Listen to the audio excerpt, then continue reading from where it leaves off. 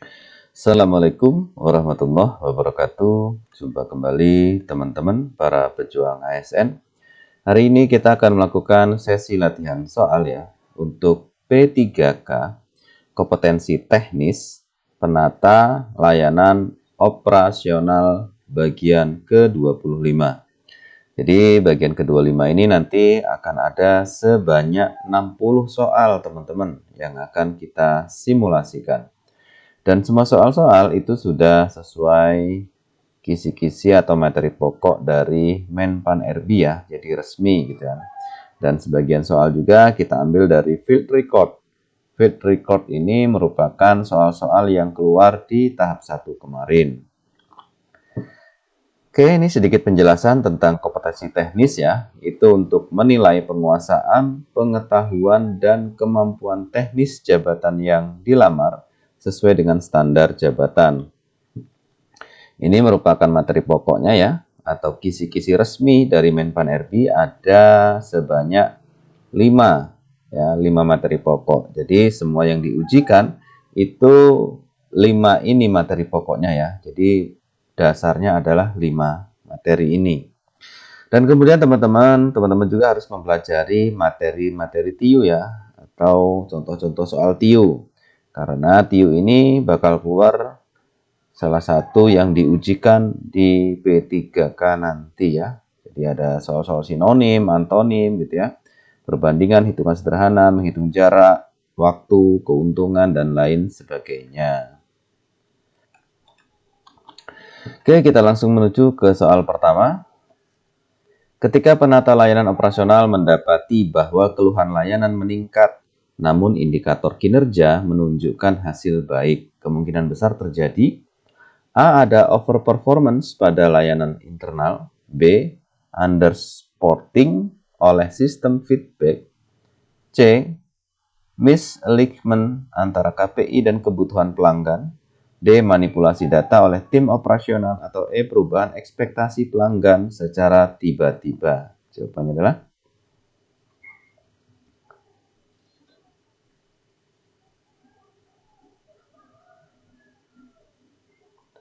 Jawabannya adalah yang C. Pembahasan KPI yang tidak selaras dengan ekspektasi pelanggan akan membuat layanan tanpa sukses secara internal, tetapi gagal memenuhi kebutuhan eksternal. Ya, jadi jawabannya C. Ada misalignment ya antara KPI dan kebutuhan pelanggan. Selanjutnya, salah satu kesalahan umum yang harus dihindari oleh penata layanan operasional dalam tahap awal kajian masalah adalah A. Langsung melakukan rekrutmen staf tambahan. B. Fokus pada data internal. C. Menggunakan metode pengumpulan data kualitatif. D. Melibatkan manajemen puncak dalam observasi awal. Atau E. Memverifikasi keluhan pelanggan secara langsung. Jawabannya adalah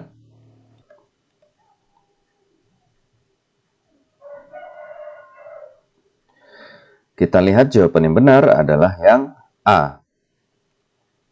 Pembahasan menambah staf tanpa memahami akar masalah bisa memperparah situasi. Penambahan sumber daya harus didasarkan pada analisis mendalam. Ya, jadi kesalahan umum yang sering dilakukan ya, yaitu langsung melakukan rekrutmen staf tambahan.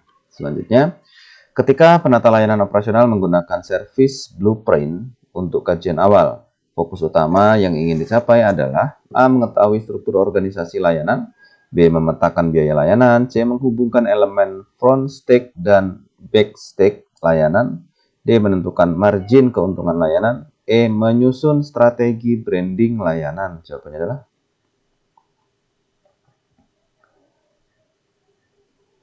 kita lihat jawabannya yang C. Pembahasan service blueprint efektif dalam menggambarkan interaksi antara pelanggan atau front stake ya, dan proses internal backstake sehingga permasalahan bisa dianalisis secara komprehensif. Jadi jawabannya C. Menghubungkan elemen front stake dan backstake layanan. Selanjutnya, jika penata layanan operasional ingin membandingkan kinerja layanan dengan standar industri untuk mengidentifikasi potensi masalah, metode yang digunakan adalah A. Simulation. B. Lean Six Sigma, C. Benchmarking, D. Sensitivity Analysis, E. Delphi Method. Jawabannya adalah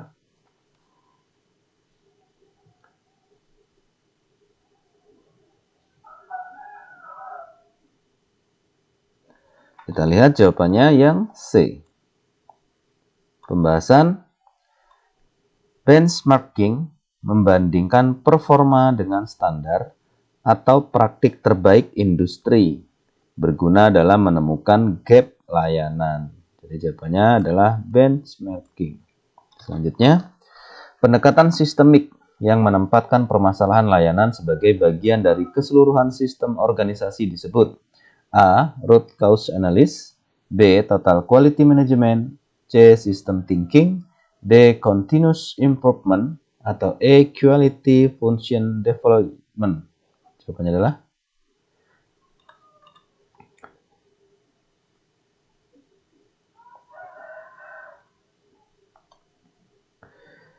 kita lihat jawabannya yang C. Pembahasan sistem thinking melihat masalah sebagai bagian dari sistem yang saling terkait, membantu PLO ya atau penata layanan operasional menghindari solusi parsial dan fokus pada perbaikan menyeluruh. Jadi jawabannya sistem thinking. Selanjutnya, prinsip penting dalam sistem penyimpanan arsip yang efektif adalah retensi, yang berarti A. Menyimpan semua arsip tanpa pengecualian, B. Menghapus arsip lama setiap tahun, C. Menyimpan arsip sesuai jadwal retensi yang ditetapkan, D. Menduplikasi semua arsip dalam bentuk digital, atau E. Menyimpan hanya arsip yang berkaitan dengan klien utama. Jawabannya adalah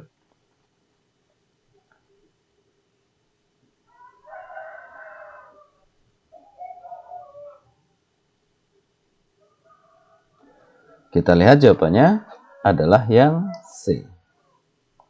Pembahasan retensi adalah prinsip dalam manajemen arsip yang mengatur beberapa lama sebuah dokumen harus disimpan sebelum dimusnahkan atau diarsipkan permanen. Jadi jawabannya C ya. Menyimpan arsip sesuai jadwal retensi yang ditetapkan. Selanjutnya, penyimpanan arsip secara sentralisasi memiliki keunggulan utama dalam hal A. Keamanan data rendah, B. Waktu akses yang lambat, C. Kontrol dan standarisasi sistem, D. Meningkatkan volume duplikasi, E. Mengurangi efisiensi pengambilan dokumen. Jawabannya adalah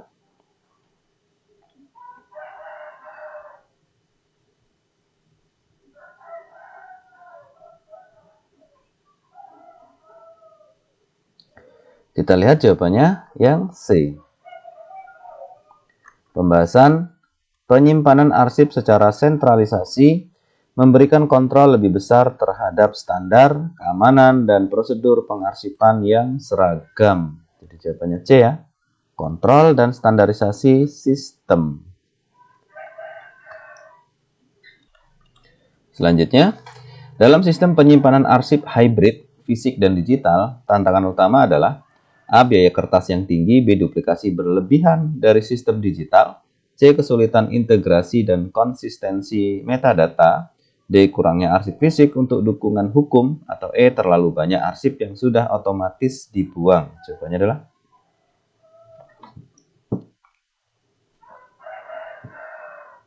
kita lihat jawabannya yang C. Pembahasan mengintegrasikan dua sistem arsip berbeda memerlukan pengelolaan metadata yang konsisten dan sistematis agar tidak terjadi redundansi atau kehilangan informasi. Jadi jawabannya C ya, kesulitan integrasi dan konsistensi metadata. Selanjutnya, sistem pengkodean warna dalam pengarsipan terutama berguna untuk A. Mengurangi kesalahan filling dan retrieval, B. Menandai prioritas urgensi arsip, C. Mengklasifikasi jenis dokumen hukum, D. Meningkatkan privasi dokumen, atau E. Mengidentifikasi pengarsip awal dokumen.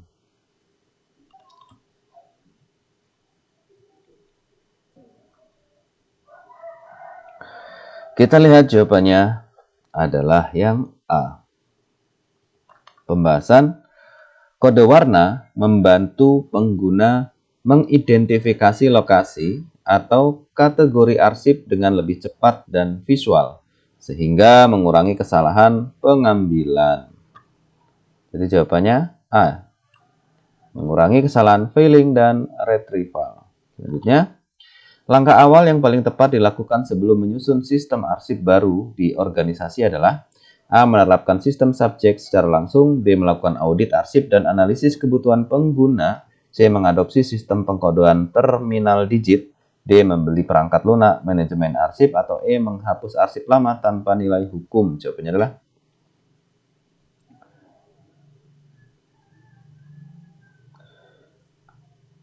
kita lihat jawabannya B. Pembahasan audit arsip diperlukan untuk memahami struktur arsip saat ini, serta kebutuhan pengguna akhir sehingga sistem baru dapat dirancang sesuai kebutuhan organisasi. Jadi jawabannya B ya. Melakukan audit arsip dan analisis kebutuhan pengguna. Selanjutnya, dalam konteks mendukung proses tanda tangan dokumen administratif secara digital, seorang IT harus menyiapkan A. Digital signature software dan sertifikat elektronik, B. Aplikasi pengelolaan data statistik, C. Smart card reader untuk absensi, D. Server database lokal, atau E. Scanner 3D. Jawabannya adalah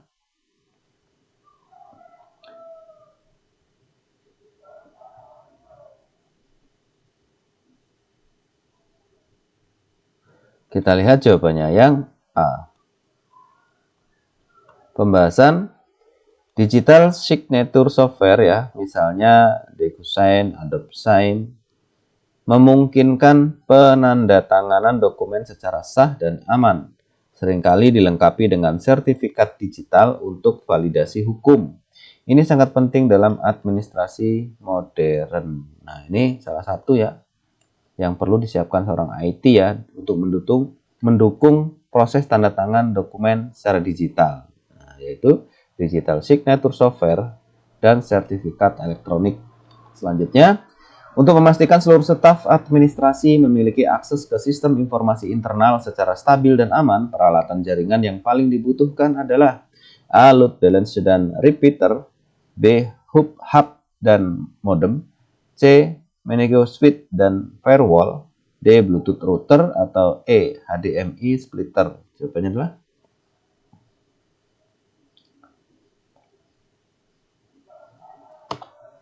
jawabannya C. Pembahasan management suite memungkinkan manajemen jaringan kantor yang lebih efisien, misalnya VLAN, sementara firewall menjaga keamanan data dari ancaman eksternal. Keduanya esensial untuk lingkungan kerja administratif modern. Ya, jadi jawabannya C ya, management suite dan firewall. Selanjutnya, untuk dokumentasi kegiatan dalam bentuk live streaming atau siaran langsung di platform digital, Humas membutuhkan A. Kamera CCTV, B. Aplikasi presentasi, C. OBS Studio dan kamera dengan output HDMI, D. File zip arsip acara, E. Pemutar musik digital. Jawabannya adalah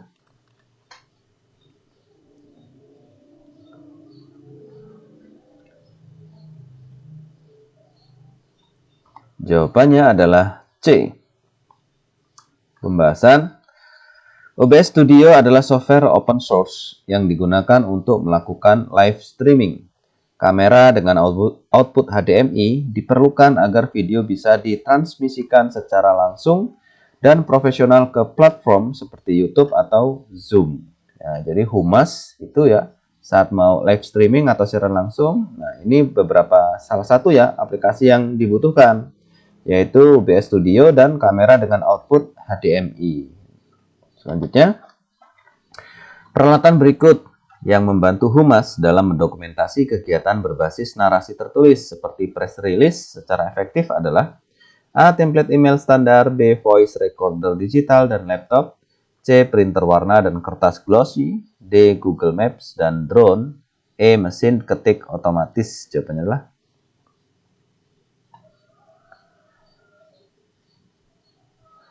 kita lihat jawabannya B.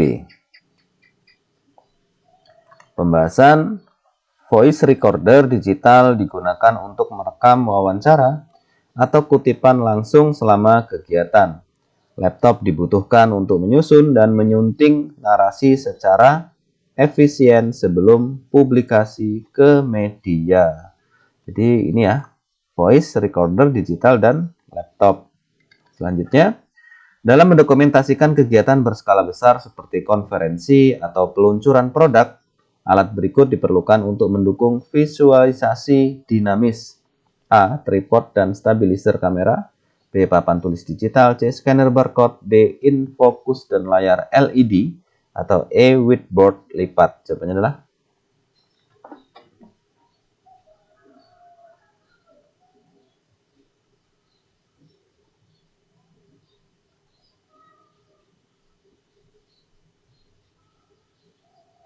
kita lihat jawabannya A.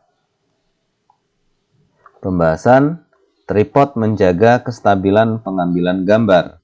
Sedangkan stabilizer ya, gimbal memungkinkan perekaman video yang halus saat bergerak. Keduanya penting untuk hasil dokumentasi yang profesional dan enak ditonton. A ya, tripod dan stabilizer kamera. Selanjutnya, instrumen paling umum dan terpercaya untuk mengukur kepuasan pelanggan terhadap layanan publik adalah A. SWOT Analysis. B. Net Present Value. C. Customer Satisfaction Index. D. Balanced Scorecard. Atau E. Fishbone Diagram. Jawabannya adalah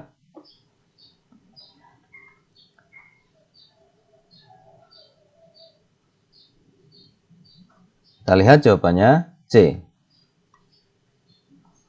Pembahasan Customer Satisfaction Index adalah metode kuantitatif yang mengukur tingkat kepuasan pelanggan berdasarkan indikator-indikator spesifik layanan seperti keandalan, kecepatan, dan responsivitas. Jadi jawabannya C ya. CSI atau Customer Satisfaction Index. Selanjutnya, salah satu tantangan utama dalam mengukur kepuasan pelanggan di sektor publik dibandingkan sektor swasta adalah A. Kurangnya alat ukur. B. Tingkat profitabilitas yang rendah. C. Pelanggan tidak memiliki alternatif layanan. D. Tidak adanya proses evaluasi internal. E. Ketergantungan pada teknologi tinggi. Jawabannya adalah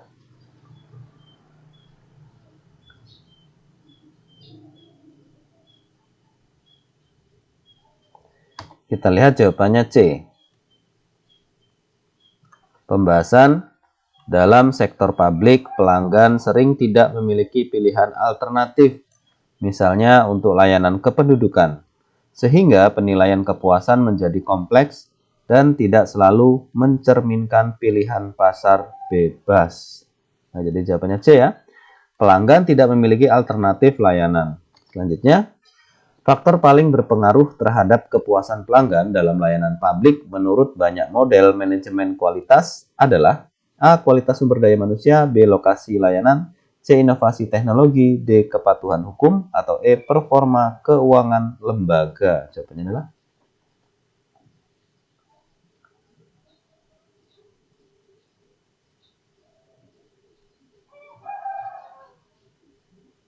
kita lihat jawabannya yang A. Pembahasan kualitas SDM dalam hal kompetensi, empati, dan komunikasi merupakan faktor yang paling langsung dirasakan oleh masyarakat saat berinteraksi dengan layanan publik. Jadi jawabannya A ya, kualitas sumber daya manusia. Selanjutnya, dalam model SERVQUAL, dimensi yang paling relevan untuk mengukur persepsi masyarakat terhadap keandalan pelayanan publik adalah A. Attainability. B. Responsiveness. C. Empati. D. Reliability. Atau E. Assurance. Jawabannya adalah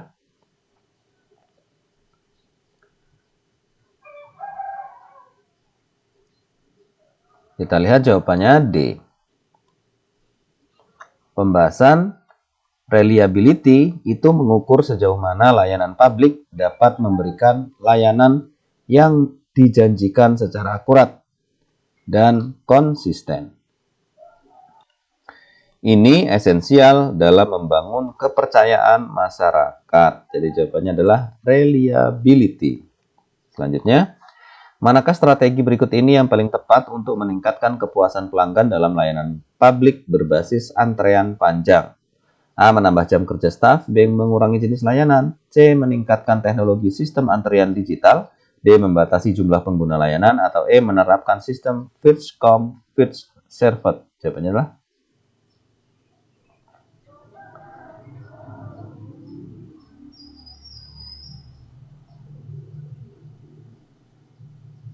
kita lihat jawabannya C. Pembahasan teknologi antrean digital seperti sistem booking online dan display antrean elektronik meningkatkan kenyamanan pelanggan dan persepsi efisiensi layanan tanpa perlu ekspansi fisik besar-besaran. Jadi C ya teman-teman, meningkatkan teknologi sistem antrean digital. Selanjutnya, fungsi utama dari front office dalam proses pelayanan operasional publik adalah A. Melakukan evaluasi kebijakan. B. Melayani masyarakat secara langsung dan menjadi penghubung ke back office. C. Menentukan kebijakan anggaran. D. Menyimpan dokumen rahasia. Atau E. Menyusun peraturan daerah. Jawabannya adalah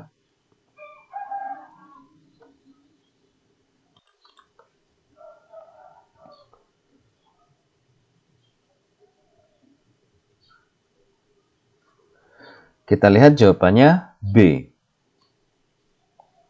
Pembahasan front office adalah ujung tombak layanan langsung ke masyarakat dan bertugas menjembatani kebutuhan publik dengan proses administratif di belakang layar ya atau back office. Jadi jawabannya B ya. Melayani masyarakat secara langsung dan menjadi penghubung ke back office. Selanjutnya, pelayanan operasional yang baik harus berbasis pada prinsip transparansi. Salah satu contoh penerapan prinsip ini adalah A. Tidak menampilkan biaya layanan. B. Membatasi akses informasi prosedur. C. Menyediakan papan informasi layanan dan alur prosedur. D. Hanya menerima informasi secara lisan. E. Mengubah prosedur tanpa pemberitahuan. Jawabannya adalah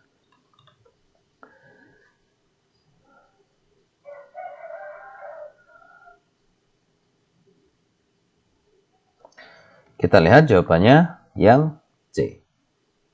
Pembahasan transparansi ditunjukkan dengan menyediakan informasi layanan yang jelas dan mudah diakses oleh masyarakat, termasuk syarat, waktu, biaya, dan prosedur. Ya, jadi jawabannya C, teman-teman. Menyediakan papan informasi layanan dan alur prosedur.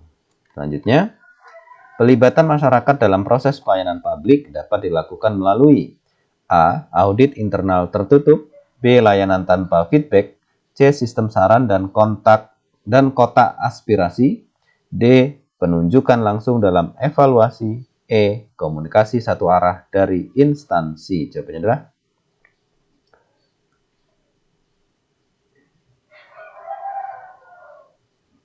kita lihat jawabannya C. Pembahasan pelayanan operasional yang baik harus membuka ruang partisipasi seperti menyediakan media pengaduan, survei kepuasan, dan forum konsultasi publik untuk menjaring masukan dari masyarakat secara aktif. Jadi jawabannya C ya teman-teman.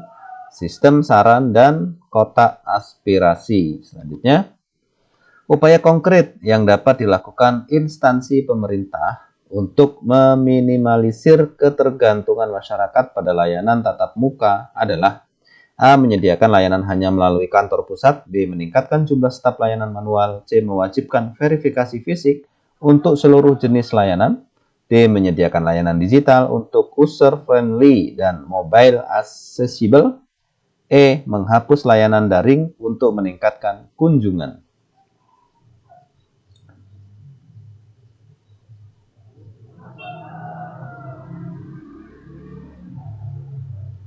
Kita lihat jawabannya adalah D. Pembahasan layanan digital yang ramah pengguna dan bisa diakses melalui perangkat seluler sangat penting untuk mengurangi beban layanan tatap muka, mempercepat proses, dan memperluas jangkauan pelayanan. khususnya di area digital. Jadi jawabannya yang D ya, menyediakan layanan digital yang user friendly ya dan mobile accessible. Selanjutnya, dalam konteks manajemen layanan publik, penerapan sistem antrean digital bertujuan utama untuk A. Menambah proses administratif agar lebih terstruktur, B. Mengurangi jumlah permohonan layanan, C. Mengalihkan tanggung jawab pelayanan kepada masyarakat, D. Meningkatkan efisiensi, kenyamanan, dan persepsi keadilan dalam pelayanan, atau E. Membatasi akses masyarakat terhadap layanan secara otomatis. Jawabannya adalah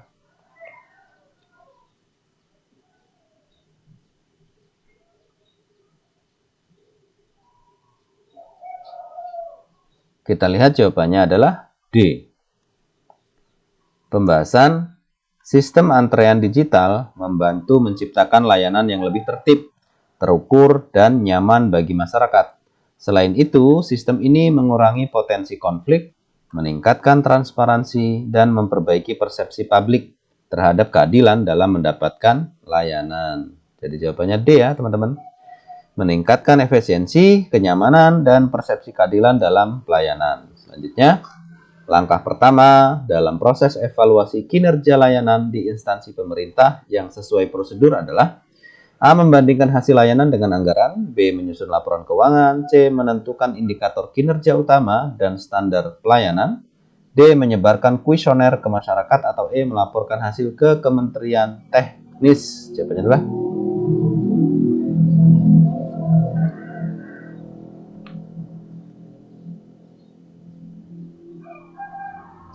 kita lihat jawabannya adalah yang C ya. Pembahasan evaluasi kinerja yang sistematis harus diawali dengan penetapan indikator kinerja utama dan standar pelayanan sebagai tolak ukur yang akan dievaluasi. Tanpa indikator yang jelas, evaluasi tidak bisa terukur dan objektif. Jadi jawabannya adalah yang C. Menentukan indikator kinerja utama dan standar pelayanan. Selanjutnya, metode evaluasi kinerja layanan yang menekankan pada kesesuaian antara input, proses, output, dan outcome disebut A. Performance appraisal, B. Logical framework analysis, C. Evaluasi partisipatif, D. Analisis SWOT, atau E. Self-assessment. Jawabannya adalah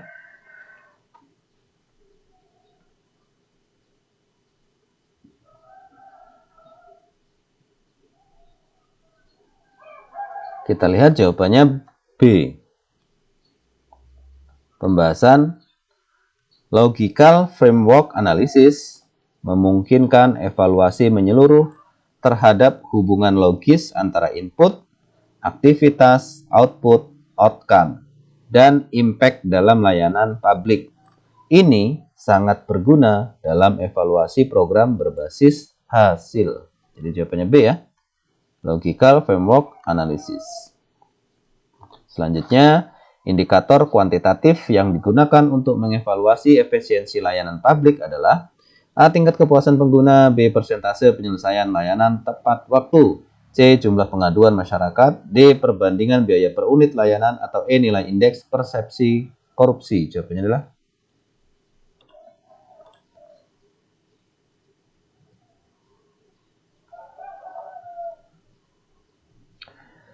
kita lihat jawabannya adalah yang D. Pembahasan efisiensi mengacu pada rasio antara input dan output, sehingga indikator seperti biaya per unit layanan digunakan untuk mengukur seberapa hemat dan optimal sumber daya digunakan dalam proses pelayanan. Jadi jawabannya D ya, perbandingan biaya per unit layanan. Selanjutnya, evaluasi kinerja layanan publik harus dilakukan secara berkala dan sistematis agar A. dapat digunakan sebagai alat promosi instansi, B. meningkatkan kepercayaan masyarakat dan perbaikan berkelanjutan, C. menghindari audit dari lembaga pengawas, D. mendapatkan tambahan anggaran, atau E. memenuhi formalitas administratif. Jawabannya adalah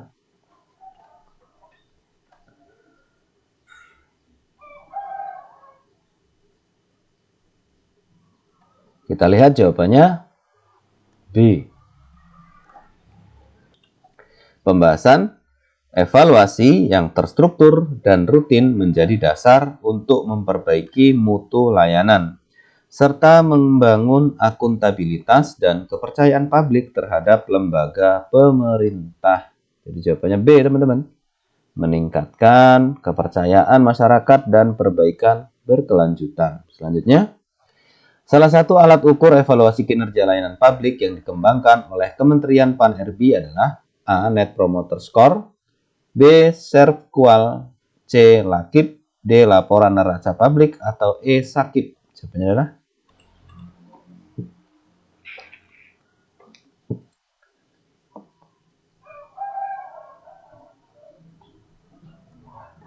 kita lihat jawabannya E.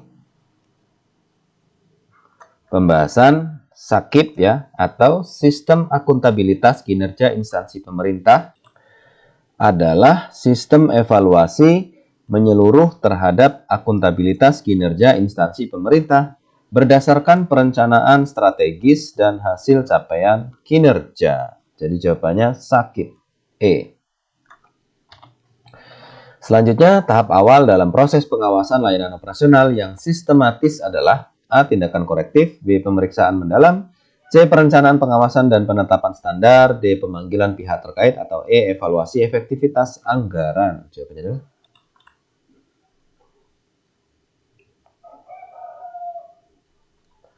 kita lihat jawabannya C. Pembahasan tahap awal pengawasan dimulai dari perencanaan yang mencakup penetapan standar, indikator, dan ruang lingkup layanan yang akan diawasi.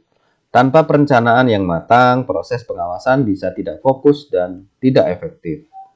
C. Perencanaan, pengawasan, dan penetapan standar.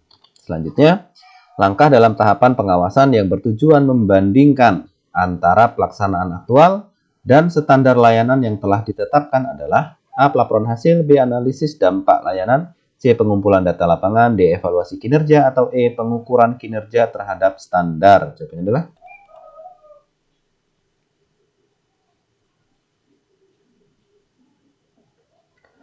kita lihat jawabannya E. Pembahasan pengukuran terhadap standar adalah tahap di mana data aktual dibandingkan dengan standar atau target yang sudah ditetapkan dalam perencanaan. Ini adalah inti dari proses pengawasan. E ya, pengukuran kinerja terhadap standar. Selanjutnya, salah satu metode yang digunakan dalam tahap pelaksanaan pengawasan operasional di lapangan adalah A. SWOT, B. FGD, C. Observasi langsung dan wawancara, D. Uji coba sistem baru, E. Benchmarking eksternal. Jawabannya adalah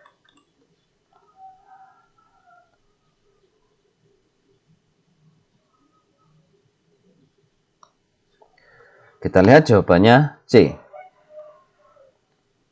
Pembahasan observasi langsung dan wawancara merupakan teknik utama dalam pelaksanaan pengawasan di lapangan karena memberikan gambaran faktual mengenai pelaksanaan layanan operasional. Jadi C. Observasi langsung dan wawancara. Selanjutnya, dalam siklus pengawasan tahap yang memuat analisis deviasi atau penyimpangan ya, dan identifikasi akar masalah adalah A. Penetapan standar, B. Pengumpulan data, C. Tindakan korektif, D. Evaluasi dan analisis temuan, atau E. Penyerahan laporan. Jawabannya adalah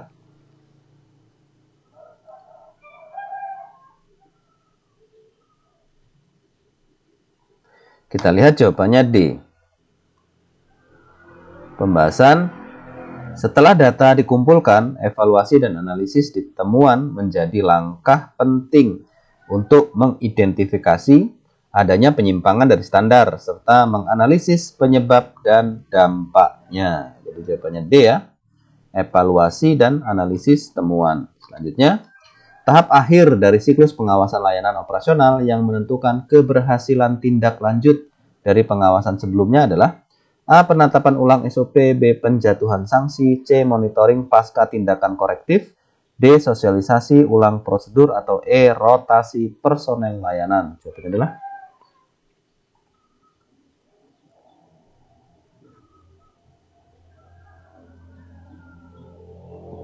Kita lihat jawabannya adalah yang C ya. Pembahasan monitoring pasca tindakan korektif, memastikan bahwa rekomendasi atau perbaikan yang telah diberikan benar-benar dilaksanakan dan memberikan dampak nyata terhadap peningkatan layanan. Jawabannya C ya. Monitoring pasca tindakan korektif. Selanjutnya, faktor utama yang menentukan kuat atau tidaknya hubungan antara penata layanan operasional dan hasil kerja adalah A. Kedudukan struktural PLO ya atau penata layanan operasional dalam organisasi. B. Besaran anggaran layanan. C. Kemampuan negosiasi anggaran. D. Kesesuaian antara peran PLO dan indikator kinerja layanan. Atau E. Lokasi fisik tempat kerja. Jawabannya adalah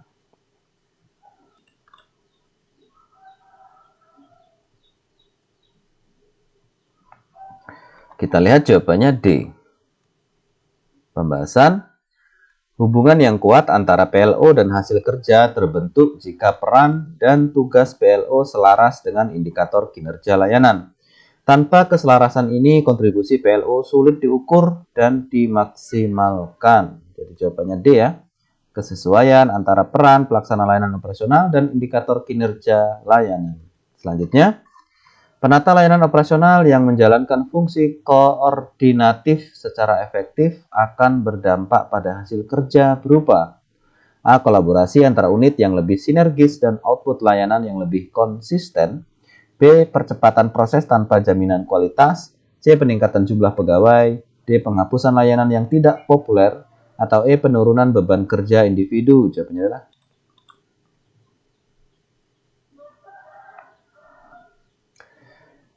kita lihat jawabannya adalah yang A.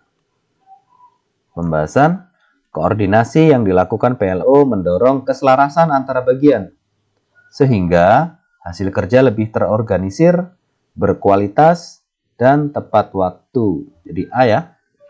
Kolaborasi antar unit yang lebih sinergis dan output layanan yang lebih konsisten. Selanjutnya, jika penata layanan operasional tidak memahami indikator kinerja unit, maka konsekuensi terhadap hasil kerja adalah A. Terjadi efisiensi proses kerja. B. Target layanan tercapai dengan mudah. C. Pekerjaan menjadi lebih fleksibel. D. Layanan semakin bervariasi. Atau E. Output layanan menjadi tidak terarah dan sulit diukur. Jawabannya adalah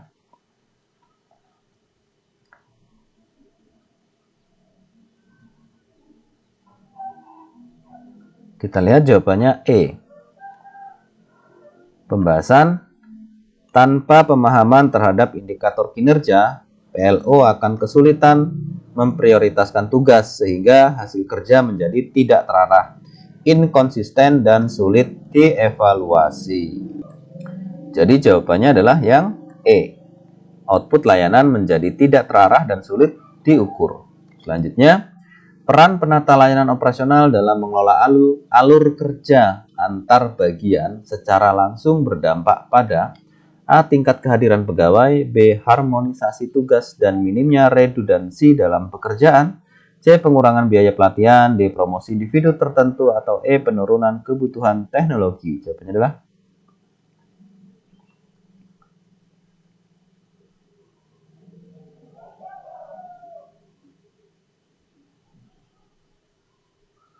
kita lihat jawabannya B.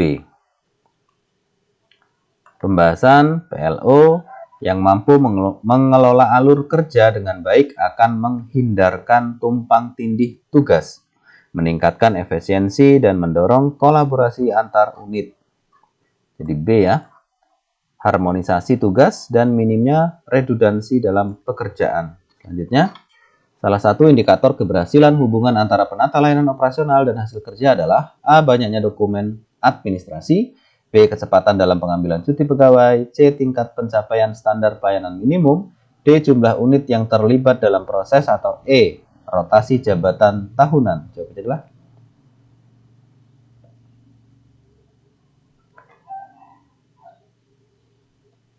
kita lihat jawabannya yang C. Pembahasan SPM merupakan indikator konkret yang dapat digunakan untuk mengukur keberhasilan layanan. Jika peran PLO efektif, maka pencapaian SPM akan maksimal. Jawabannya C. Tingkat pencapaian standar pelayanan minimum itu menjadi maksimal, gitu ya. Selanjutnya, Apabila instansi tidak pernah melakukan survei kinerja, maka kemungkinan yang paling besar terjadi adalah A. Efisiensi meningkat karena survei dianggap membuang waktu. B. Layanan akan tetap berjalan tanpa hambatan berarti. C. Terjadi stagnasi kualitas layanan dan ketidaksesuaian dengan harapan pengguna. D. Masyarakat menjadi lebih puas karena tidak dimintai pendapat. Atau E. Penilaian kinerja menjadi lebih objektif. Jawabannya adalah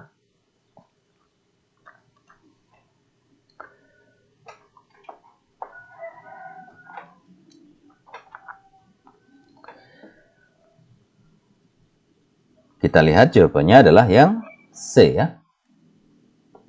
Pembahasan tanpa survei kinerja, organisasi akan kehilangan data umpan balik yang berguna untuk menyesuaikan dan meningkatkan layanan. Hal ini mengakibatkan layanan menjadi statis dan tidak adaptif terhadap kebutuhan masyarakat. Jadi jawabannya C, teman-teman. Terjadi stagnasi kualitas layanan dan ketidaksesuaian dengan harapan pengguna. Selanjutnya, survei kinerja membantu memastikan bahwa layanan publik berjalan efektif dan efisien karena A. Survei menilai keseimbangan antara proses layanan dan hasil yang dicapai. B. Data survei memperlihatkan rasio anggaran dan belanja modal. C. Survei digunakan sebagai alat pengawasan harian. D. Survei menggantikan kebutuhan sistem informasi. Atau E. Hasil survei menjadi pengganti audit keuangan. Jawabannya adalah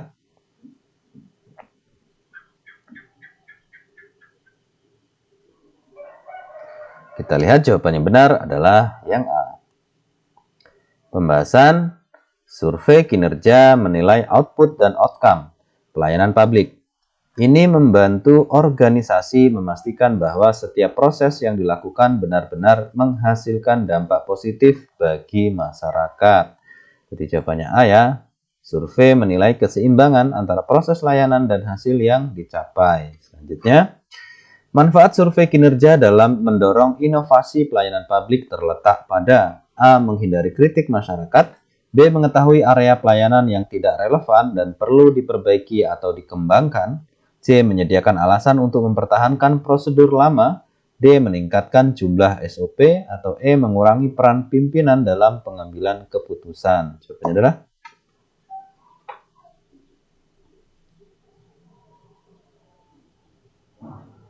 kita lihat jawabannya yang benar adalah yang B.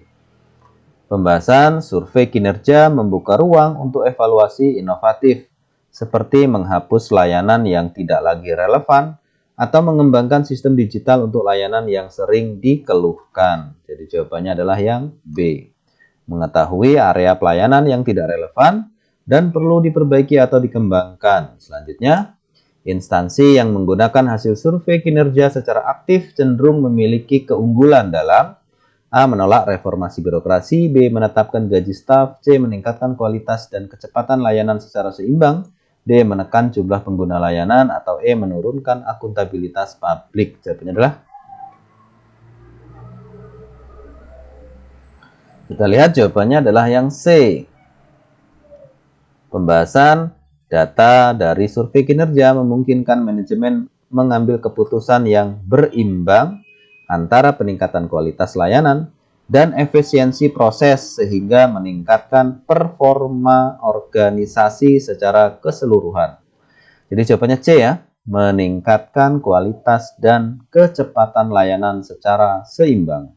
Selanjutnya, dalam konteks evaluasi, manfaat paling menonjol dari survei kinerja adalah A. Menjadi dokumen pendukung saat audit. B. Menjadi dasar promosi jabatan struktural. C. Menyediakan data evaluatif yang berorientasi pada pengguna layanan. D. Mengurangi frekuensi pengumpulan data primer. E. Menghindari keterlibatan masyarakat dalam proses manajemen. Jawabannya adalah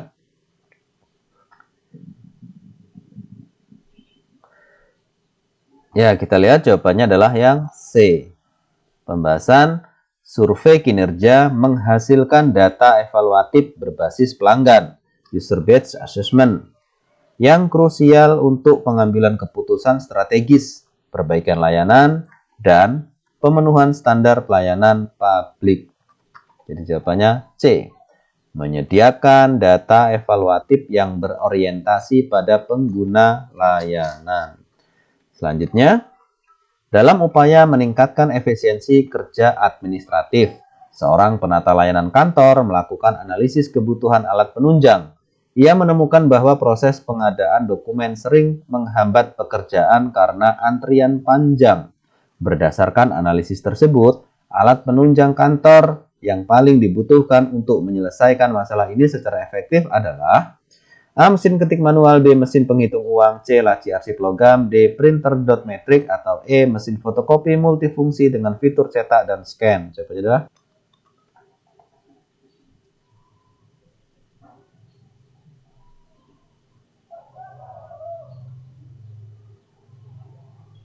Kita lihat jawabannya yang E. Pembahasan mesin fotokopi multifungsi dengan fitur cetak dan pemindai memungkinkan karyawan menggandakan, mencetak, dan mendigitalisasi dokumen secara efisien.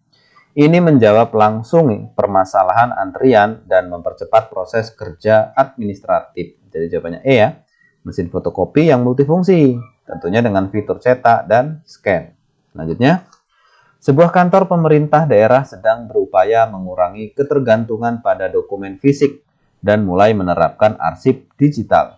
Dalam konteks ini, alat penunjang kantor yang paling strategis untuk mendukung transformasi digital tersebut adalah A. Mesin faksimal. B. Lemari arsip baja. C. Alat pemotong kertas. D. Scanner dokumen berkecepatan tinggi. Atau E. Mesin tik listrik. Jawabannya adalah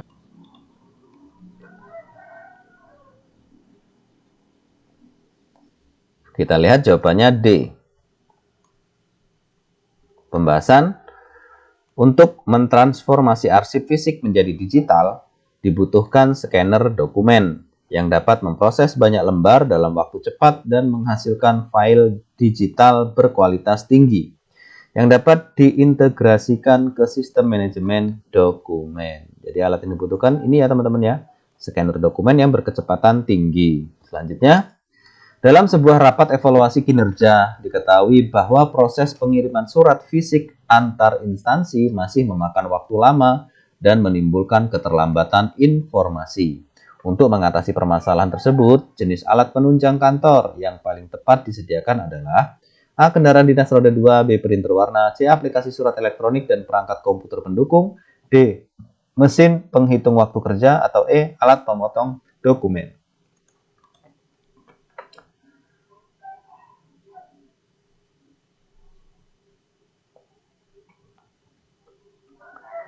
Kita lihat jawabannya adalah yang C.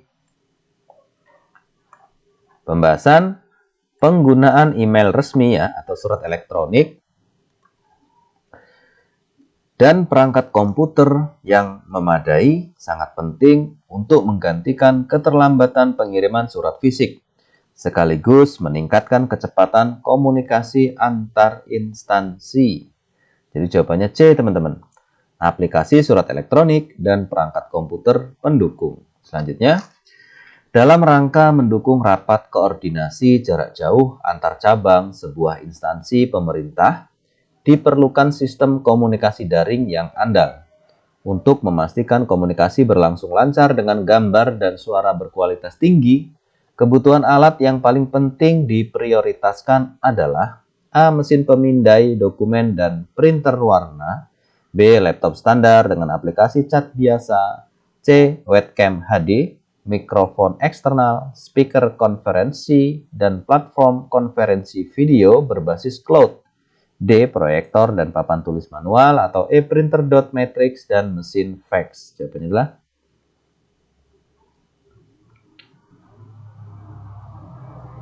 kita lihat jawabannya tentu yang C. Pembahasan komunikasi daring profesional memerlukan webcam berkualitas tinggi, mikrofon eksternal dan speaker untuk suara yang jelas, serta platform video conference berbasis cloud seperti Zoom atau Microsoft Teams ya, untuk menjamin koneksi stabil dan interaktif antar peserta. Jadi jawabannya C. Webcam HD, mikrofon eksternal, speaker conference, dan platform conference video berbasis cloud. Selanjutnya, Sebuah organisasi akan meluncurkan layanan bantuan pelanggan daring berbasis teks. Agar layanan ini responsif dan dapat diakses dari berbagai perangkat, alat komunikasi daring yang paling dibutuhkan adalah A. Handphone biasa dan SMS gateway. B. Chatbot berbasis web, sistem ticketing, dan integrasi CRM. C. Jaringan radio komunikasi dua arah. D. Sistem panggilan darurat manual. E. Mesin jawaban telepon otomatis. Jawabannya adalah, kita lihat jawabannya B. Pembahasan, untuk layanan bantuan pelanggan online diperlukan chatbot berbasis web untuk respon otomatis awal, sistem ticketing untuk pengelolaan permintaan, serta integrasi dengan CRM atau Customer Relationship agar interaksi dengan pelanggan terdokumentasi dan mudah ditindaklanjuti.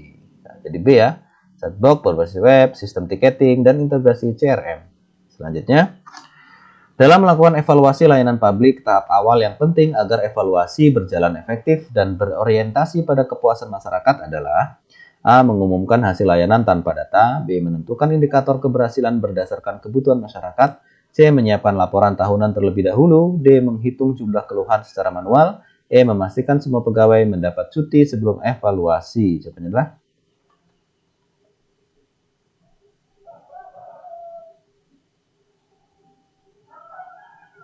ya, kita lihat jawabannya B. Pembahasan, evaluasi layanan yang fokus pada kepuasan masyarakat harus dimulai dengan menetapkan indikator keberhasilan yang berdasarkan kebutuhan dan harapan masyarakat, bukan semata-mata pada prosedur internal. Jadi jawabannya B. Menentukan indikator keberhasilan berdasarkan kebutuhan masyarakat. Selanjutnya, untuk mengukur tingkat kepuasan masyarakat terhadap layanan publik secara objektif, metode evaluasi yang paling tepat digunakan adalah A. Observasi tidak terstruktur. B. Wawancara informal dengan pegawai. C. Survei kepuasan masyarakat dengan kuesioner terstandarisasi. D. Menunggu laporan keluhan masuk.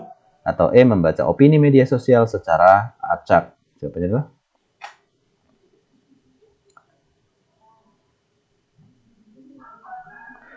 ya, kita lihat jawabannya yang C. Pembahasan, survei kepuasan masyarakat dengan instrumen terstandarisasi memungkinkan pengumpulan data yang objektif, sistematis, dan dapat dibandingkan antar periode atau unit layanan. Jadi jawabannya adalah C. Survei kepuasan masyarakat dengan kuesioner terstandarisasi. Selanjutnya, jika hasil evaluasi layanan menunjukkan ketidaksesuaian antara harapan dan kenyataan, langkah tindak lanjut yang paling tepat adalah A. Mengabaikan hasil karena evaluasi tidak wajib. B. Memberikan klarifikasi tanpa melakukan perubahan. C. Menyusun rencana aksi perbaikan layanan berbasis hasil evaluasi.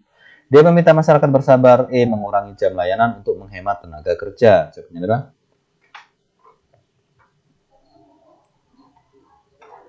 kita lihat jawabannya yang C. Pembahasan, evaluasi harus ditindaklanjuti dan rencana aksi yang spesifik. Dengan rencana aksi yang spesifik berbasis data hasil evaluasi untuk menutup kesenjangan antara harapan masyarakat dan realisasi layanan. Jadi jawabannya C. Menyusun rencana aksi perbaikan layanan berbasis hasil evaluasi. Selanjutnya, dalam upaya meningkatkan kepuasan masyarakat berdasarkan hasil evaluasi, salah satu teknik yang paling efektif adalah A. Membatasi akses layanan kepada masyarakat. B. Menurunkan biaya layanan tanpa meningkatkan kualitas. C. Menunda inovasi pelayanan. D. Mengurangi jumlah pegawai front office. Atau E. Memberikan pelatihan pelayanan prima kepada seluruh petugas layanan. Jawabannya adalah,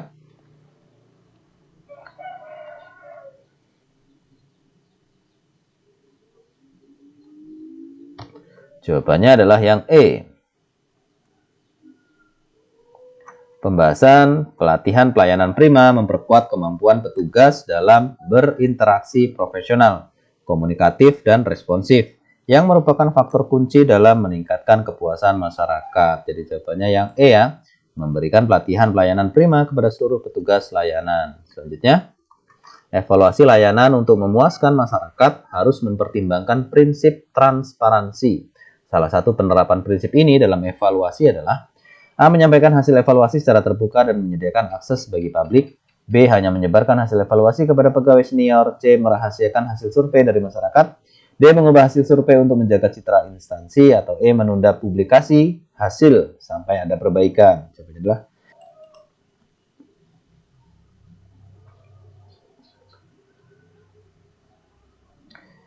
kita lihat jawabannya adalah yang A. Pembahasan transparansi menuntut agar hasil evaluasi dipublikasikan dan akses informasi diberikan kepada masyarakat termasuk rencana tindak lanjut dari evaluasi tersebut. Jadi jawabannya A. Menyampaikan hasil evaluasi secara terbuka dan menyediakan akses bagi publik. Selanjutnya, sikap inovatif yang diperlukan pimpinan setelah melakukan evaluasi layanan adalah A. Mempertahankan semua metode lama tanpa perubahan. B. Menolak penggunaan teknologi baru. C. Membuka diri terhadap perubahan termasuk adopsi sistem layanan berbasis digital. D. Fokus hanya pada penyederhanaan anggaran. E. Menghindari eksperimen untuk menjaga status quo. Jawabannya adalah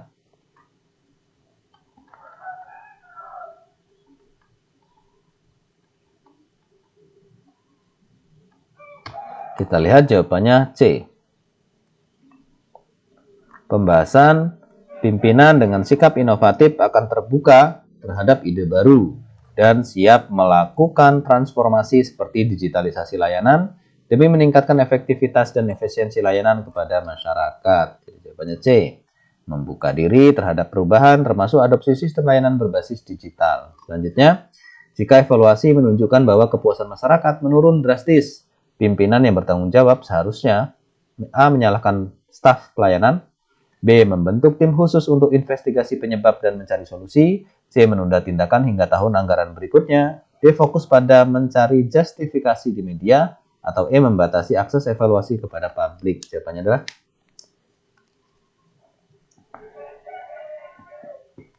kita lihat jawabannya yang benar B. Pembahasan pimpinan harus proaktif membentuk tim evaluasi lanjutan, melakukan analisis akar masalah, dan menyusun langkah koreksi agar kepuasan masyarakat dapat dipulihkan. Itu jawabannya B ya. Membentuk tim khusus untuk investigasi penyebab dan mencari solusi. Selanjutnya, dalam proses pengambilan keputusan pasca evaluasi, sikap independen yang harus ditunjukkan pimpinan adalah A. Menyesuaikan keputusan dengan tekanan dari pihak luar. B. Mengutamakan hasil evaluasi objektif meskipun bertentangan dengan kepentingan tertentu. C. Memastikan keputusan sesuai keinginan media massa. D. Meniru keputusan instansi lain tanpa mempertimbangkan konteks. E. Membatalkan semua evaluasi jika ada ketidakpuasan internal. Jawabannya adalah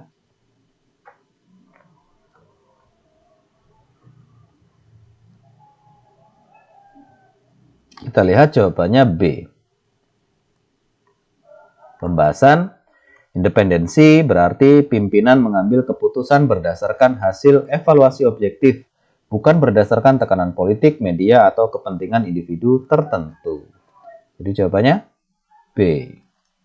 Mengutamakan hasil evaluasi objektif meskipun bertentangan dengan kepentingan tertentu. Selanjutnya, dalam mengevaluasi layanan, pimpinan yang mengedepankan prinsip akuntabilitas akan A. Mengambil keputusan diam-diam tanpa dokumentasi.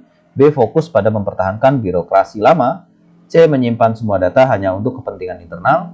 D. Mengubah hasil evaluasi demi menjaga citra. E. Menyusun laporan evaluasi yang jelas, transparan, dan mempertanggungjawabkannya ke publik. Jawabannya adalah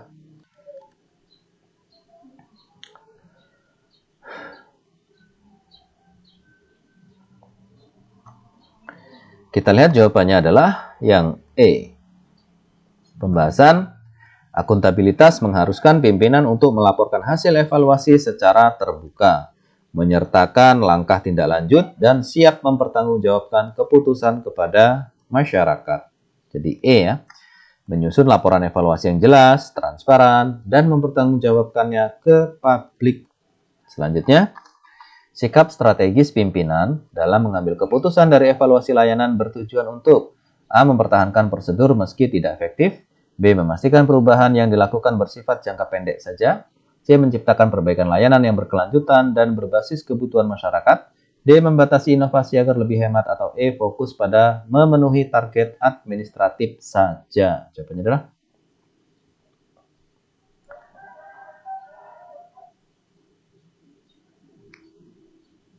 kita lihat jawabannya yang C. Pembahasan sikap strategis berarti menggunakan evaluasi sebagai dasar untuk melakukan perbaikan layanan yang berkelanjutan, berorientasi pada kebutuhan real masyarakat, dan bukan hanya memenuhi target formalitas administratif. Jadi jawabannya adalah C. Menciptakan perbaikan layanan yang berkelanjutan dan berbasis kebutuhan masyarakat.